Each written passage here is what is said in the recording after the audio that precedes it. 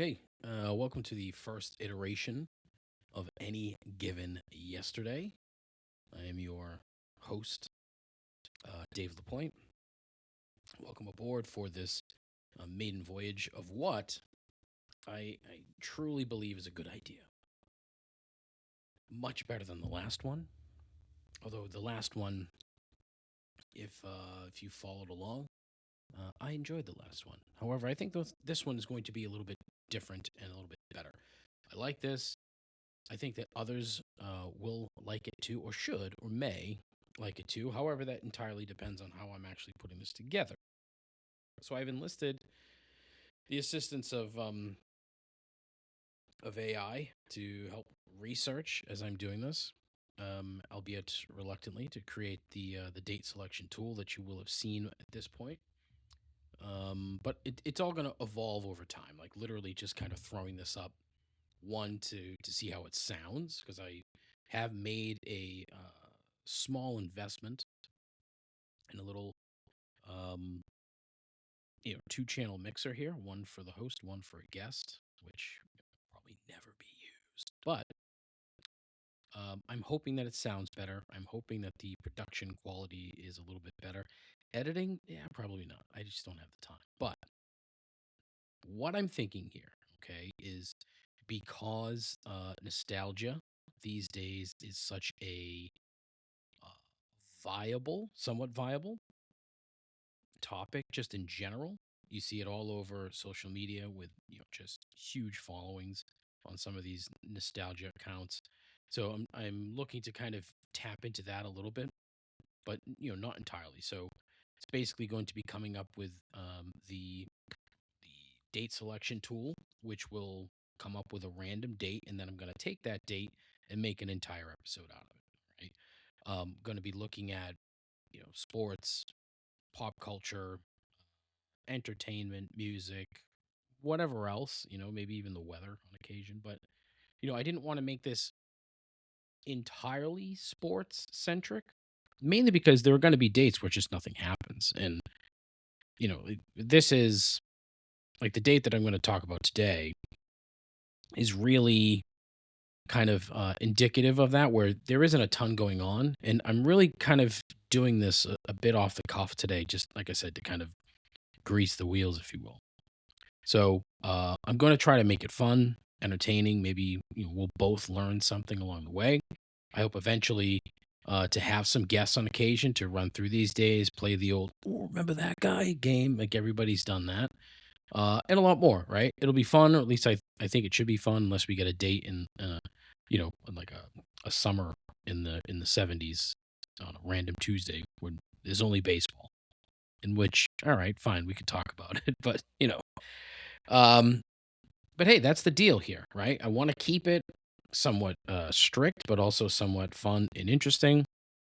Um, there are rules, as in society and in life. There are rules. And there will be rules on this program. Got it? So I'm gonna try to like post the date of the week like a week or so before a show. Um, Probably just on Instagram to be fair, and then it'll just automatically populate to Facebook, I think. I don't know. But I just don't want to go through the whole rigmarole of advertising on various platforms. I might do some YouTube clips just because, why the fuck not? But that'll be it, right? So I'm going to put up a few of these little pilot episodes here to kind of get the feel of things and then kick off fully in a few weeks, okay? So let's kind of like dive into things. Now, the way it will work is that random date selection tool. I've decided to build it from like Jan 1960 to today.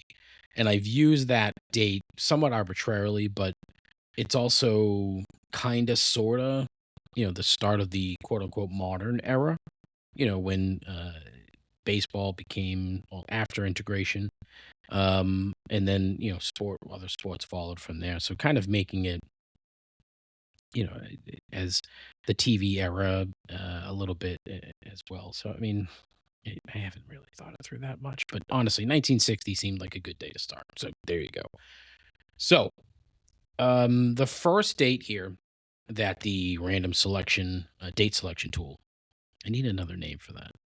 Random date selection tool. RDST. That's terrible. I don't know. Eventually, we'll give it a name. Right? Call it like Jimmy, some shit. Um, but the first one that popped up, May 1, 1971. It was a Saturday. A glorious Saturday. The first Saturday in May. You know what that is? It's the Kentucky Derby. Now, scant info in terms of the actual race itself, right? And quite frankly, I'm finding that like researching these random dates is going to lead me into uh, kind of a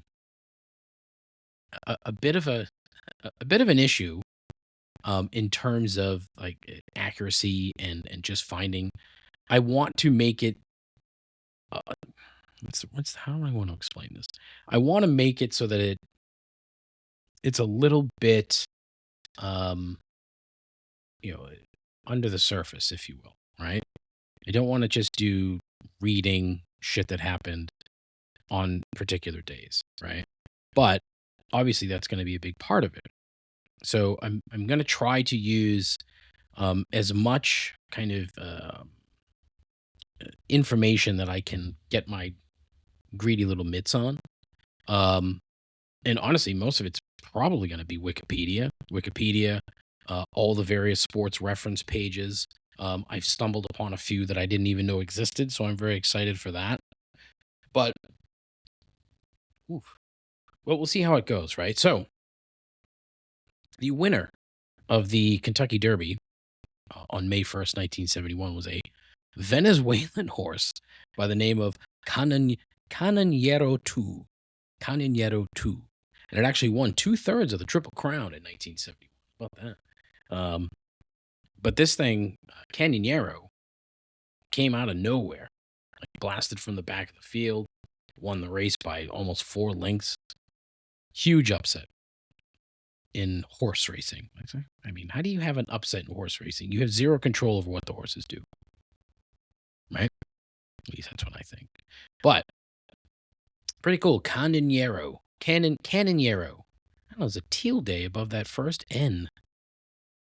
I don't know. Maybe I'm just not pronouncing it right. But a Venezuelan horse that was born with a noticeably crooked foreleg.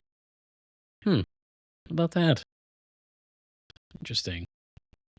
But yeah, Canonero, and then went on to win the Preakness as well. So there you go. So that's the first little tidbit is the Kentucky Derby. Now, the other thing too, obviously, is going to be just kind of talking about general things in sports. And the downside to May in the '70s is that the NBA season was pretty much over. NHL was over. So you don't really get anything there, and obviously there's no football. Now, what there is plenty of baseball, and so being a Boston area based production here, we're going to be talking a lot about the Red Sox just because a bit of a frame of reference there, and having some general clue about the players, about sort of. Why am I struggling to talk? Ay.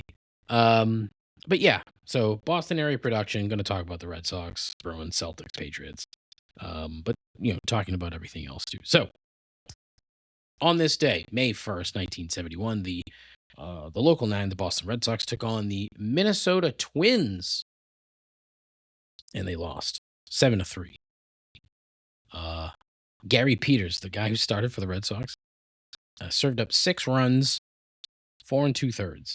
Now, on the other side, this is the interesting part of this particular game, okay? And it's funny because my pal Mark, who was a P1 of the previous show, Mark's like, oh, you could talk about like the number of Hall of Famers that were in, any particular game. I was like, oh, that's actually that's pretty good. That'll work. And so, looking at this, and again, my issue is that my baseball brain, it does not function like his in terms of Hall of Fame knowledge. The man can rattle off every Hall of Famer. It's a rather impressive talent. Um, but in this game, I see Kyle Yastrzemski, I see Harmon Killebrew, and Tony Oliva. Is Tony Oliva in the Hall of Fame? No, I don't think so. And this is another part of this. Like, this lends its. He is in the Hall of Fame. All right, I'm not stupid. Look at that. Yeah, screw you. I'm also going to try to curse less this time around, so it's going to be a struggle. A few will slip through just because that's how life works. But yeah, Harmon Killebrew, Tony Oliva, Hall of Famers for the Twins, and then we had Yaz. That's pretty much it. Those three. Now, the one of the cool parts about this is the Twins starter was Jim Perry. Now, if you, I guess, stop doing that too. What a crutch that is, huh? Now, ugh. The Jim Perry, not to be confused with the host of Card Sharks, but he was the 1970 Cy Young Award winner. And when you dive into that, right? Like, there were so many good seasons from a bunch of different guys. Jim Perry was 24 and 12. His ERA was in the low threes, and somehow managed to beat out a handful of decent decent pitchers. But he was so in this particular game, right? 9 innings, 8 hits, 3 runs, 3 walks, 1 strikeout. This man pitched to contact, and it was probably his downfall, but what do I know? Gave up 2 bombs, 2 solo home runs, one to Louis Aparicio and the other to Reggie Smith. Were they back to back? They were back to back. Ooh, look at that in the first inning. Well, that just how do they miss that? And in standard Red Sox fashion, they went up 3-0 in the first and managed to blow it. So there you go. Wow, how about that? Yeah, back to back to. So Aparicio led off with a home run. Reggie Smith came up next, home run. And then Yaz got on base. Rico Petrocelli looks like he drove him in. So 3-0 right from the jump. That's funny. How the hell did he score? See, this is the downside to this. I should really do all this research long before I launch into an actual episode here. But getting back to Jim Perry. Jim Perry, he also went 3 for 5 in this game. 3 runs scored, an RBI. Didn't strike out. And he was the pitcher. Again, like 70s, 60s and 70s baseball is blind spot to your boy. And like guys seeing pitchers go 3 for 5 with 3 run scores, like, whoo, how the hell did he do that? But yeah, solid member, I would say, of the Hall of Very Good, Jim Perry. The Baseball Hall of Very Good, which really should be an actual thing. Because there are a lot of guys who aren't going to be in the Hall of Fame, but, probably could or should be in the Hall of Very Good.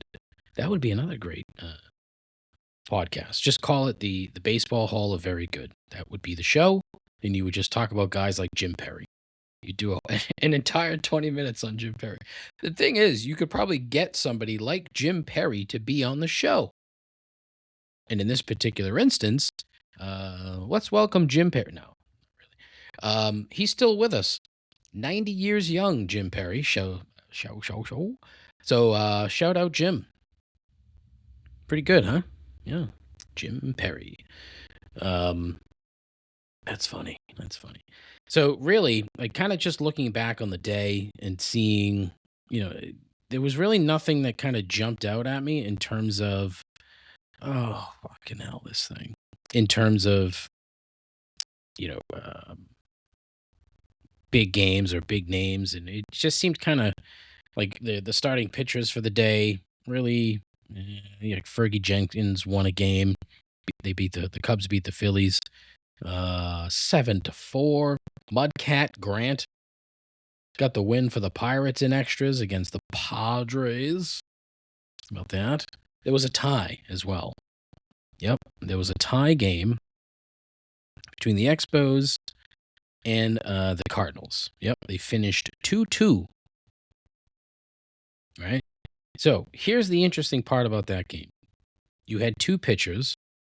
That's it. So you had Steve Renko started for the Expos and the immortal Bob Gibson who started for the Cardinals. They both were okay. Renko only gave up 3 hits, 2 runs. Bob Gibson gave up 7 hits, 2 runs. Had a wild pitch in there too.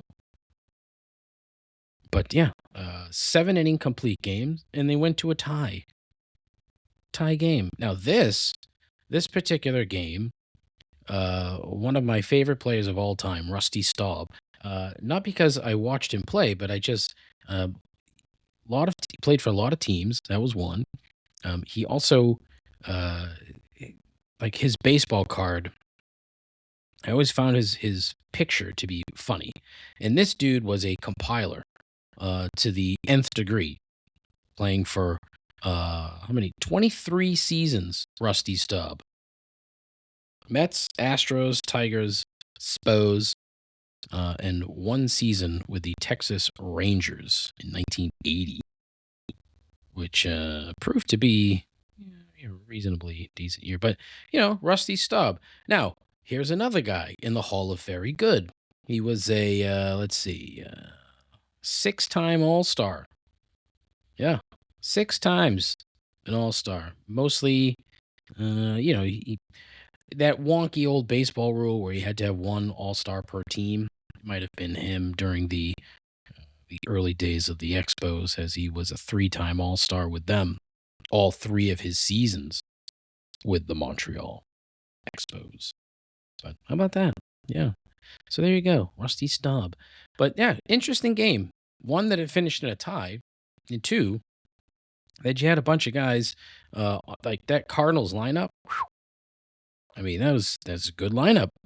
Lou Brock leading off, Ted Simmons playing third, some bum named Joe Torre in the cleanup spot. But yeah, and then Bob Gibson on the mound in 1971. So there you go.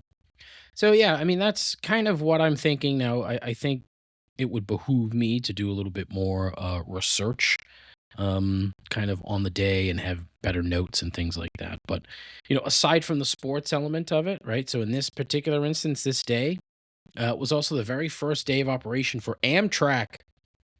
That's right. Amtrak. And ever since then, it's been, kind of downhill for rail travel in the United States. Somehow, and I don't, it just seems like on its first day when it started, 178 passenger trains serving 300 cities. I would love to know what that number is now. And I say that only just thinking of it, and I probably could have done that, prior to the show. But again, it's a pilot episode. I don't anticipate anyone listening to this. It's going to be short, sweet, to the point, no breaks. I've already gone almost 20 minutes because I'm a windbag. Yeah, but Amtrak. It's again, and ever since then, the government's worked hard to ensure that it never amounts to more than an actual novelty. I just wonder if, like, in the first day, they said, "Oh, this is going to change the way Americans move around and change the way Americans commute." And I'm sure in some cases that has happened, but we are so woefully poor when it comes to public transportation. We have all this track. What should we do with it? Oh, let's make slow moving regional lines that will only be beneficial to a handful of people and that also not address the local need for mass public transit. There you go. Sound plan, America. We're so in bed with the automobile, we completely porked ourselves. Well, I shouldn't say that because I'm sure some people get wildly wealthy, and that's the only goal in this country is to be wild. See, I gotta stop. I can't do that. I need to remember to bite my tongue when it comes to stuff like that. I don't want to turn this into what the last show was. Anyways, also the Rolling Stones released Brown Sugar on May 1, 1971, where Mick Jagger talks about how much he loves black women. Good on you, Mick.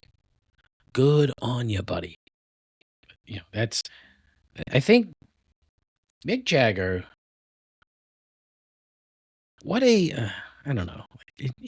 I guess I could say an interesting guy. It's kind of an obvious statement, but he is and probably still could be to this day is quite the swordsman, quite the womanizer as well. But anyway, um and then the other thing, the other tidbit, right? On this day, the number one movie is a movie I have never heard of. Never. And so it was something called Billy Jack. So I dove into the rabbit hole of Billy Jack to see what the hell this was, right? It's a film about a Vietnam War veteran and Hapkido master, which is some martial art. And when you watch the trailer for this thing, one, the acting is so bad, so bad. It stars somebody by the name of Tom Laughlin. Okay, Tom Laughlin also wrote and directed this film. It's an entire vehicle for Tom Laughlin. The character Billy Jack stems from another movie that Tom had done called The Born Losers. The Born Losers in 1967. Okay. That movie, I don't think did as well. But, you know, basically it's a motorcycle gang film. Oh, man. Like, some of these movies are just so stupid. Like the tagline, out for kicks, in for trouble. She's going to join the Born Losers. I don't know who the woman is. Is it Jane Russell? Oh no, she was a special guest star. But you know, Tom Laughlin was the star of this film, and also the director of that film. And the character became Tom Laughlin's just life work. All right, because Tom ended up portraying this like I don't even know what you'd call it. What do they call it here? Like half uh Native American, half I don't even know if they said half in the trailer. I can't remember what they said, but he became Billy Jack. Like Billy Jack was his character. Because after Billy Jack in 1971, I mean, you got to ride that wave, okay? You can't let that go. Because when you have a smash hit like Billy Jack, where the title character's whole thing is just going around kicking ass, and he saves wild horses from being slaughtered for dog food, and helps protect a desert quote unquote freedom school for runaways. Now, there's a woman here, Dolores Taylor, who I'm not familiar with, but Dolores Taylor, every clip or every segment of the trailer, right? She's crying. And it's so bad. And it looks as if Dolores, oh my God. Dolores Dolores Taylor she acted in 5 films, okay? All 5 films were Billy Jack related. Oh boy, I need to know more about this. Oh boy. This is so terrible. Billy Jack. And I know that, you know, some people may know what the hell this is, but I'm not familiar with this at all. Tom Laughlin, star of Billy Jack, The Trial of Billy Jack. Billy Jack Goes to Washington, and then the 1986 classic, The Return of Billy Jack,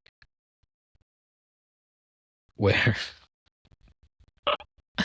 Billy Jack returns to bring down a child pornography ring headed by the godfather of godfathers.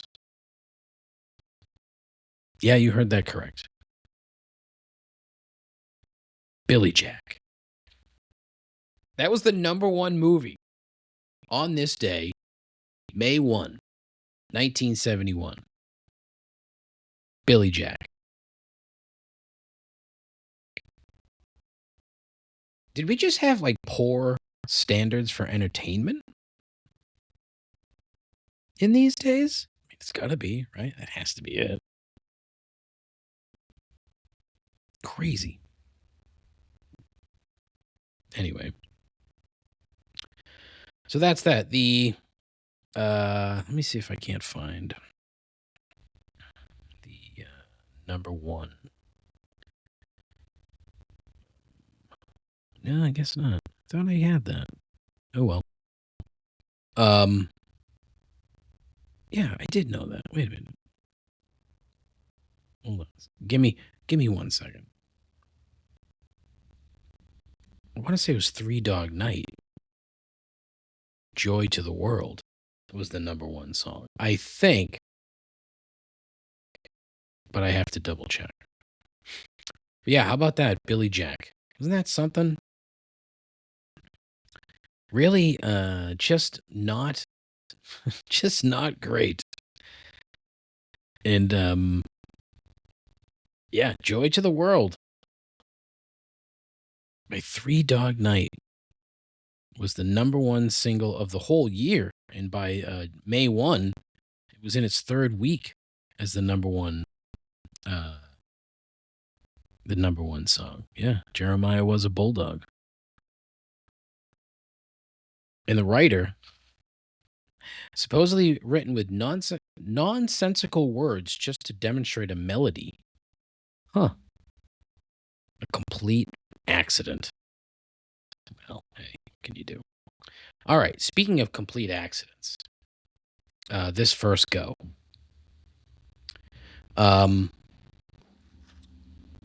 I'm probably gonna put this up somewhere, but again, if you're listening to this, I beg you, like don't judge just yet, because I'm gonna try to figure this out. Gonna try to have better notes. Gonna try to do things a little bit better moving forward. So I beg you to hang in there. Let me muddle through these first 3 slots, and I honestly think I'm gonna probably try to bang them all out right away, so that I can just kind of have them floating around out there to have people listen to and give me a little bit of feedback. So this was #1, roughly 30 minutes in the books. I don't really want to make these super long. Again, I'm going to try to keep these about 40-45 minutes or so. And then, yeah, go from there. But we'll see. So, look, if you are listening, thank you so much. I appreciate it. Go to the Instagram page, Any Given Yesterday. Give me your feedback. Let me know what you think. And yeah, we'll talk soon. Ciao.